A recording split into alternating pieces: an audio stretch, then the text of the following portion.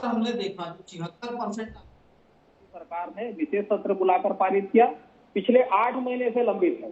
और जो 3 तारीख को सुप्रीम कोर्ट ने अंतरिम राहत दी, ये आदेश की प्रति भी मेरे हाथ में है और भूपेश बघेल सरकार का ये कमिटमेंट है और उनके कार्यों से ये प्रमाणित होता है।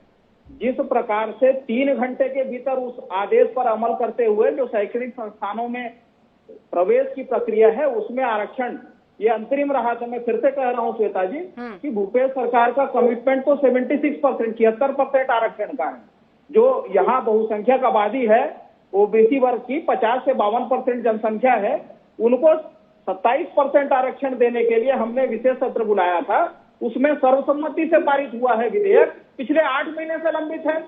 और जिस प्रकार से गैर भाजपा शासित राज्यों में जो विधानसभा से पारित विधेयकों को रोका जाता है, उसके संदर्भ में माननीय सर्वोच्च न्यायालय के जो चीफ जस्टिस हैं DY चंद्रचूड़ जी ने 14 मार्च 2023 को स्पष्ट रूप से कहा था कि संसदीय लोकतंत्र में राज्यपाल के पास विधेयकों पर आवश्यक सहमति में देरी का कोई विवेकाधिकार नहीं होता।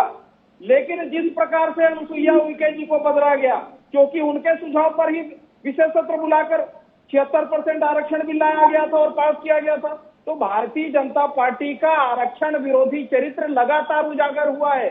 भाजपा के नेता ये नहीं चाहते कि छत्तीसगढ़ में ओबीसी को 27% आरक्षण मिले, ये नहीं चाहते कि सामान्य वर्ग के गरीबी रेखा से नीचे जीवन यापन करने वालों को 4% की का आरक्षण मिले, जो भूपेश सरकार ने तय किया है नवीन आरक्षण विधेयक में।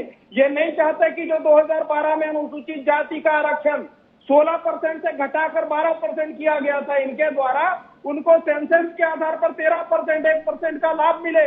भारतीय जनता पार्टी के नेताओं का राजनीतिक पाखंड जो है, ननकीराम कंवर जी जो भाजपा के सबसे वरिष्ठ आदिवासी नेता है, उनके बयान से स्पष्ट होता है। उन्होंने स्पष्ट तौर पर कहा कि उन्होंने समय रहते जो कमेटी बनाई गई थी आरक्षण के लिए, उसकी रिपोर्ट हजारों पेज के दस्तावेज है, समय पर रमन सरकार को सौंप दिया था, लेकिन 2018 तक यह सरकार में रहे, न शपथ पत्र में उस रिपोर्ट की जिक्र थी, न ही हाईकोर्ट के समक्ष रखा गया। ठीक है, जवाब ले लेते हैं डॉक्टर कृष्णमूर्ति।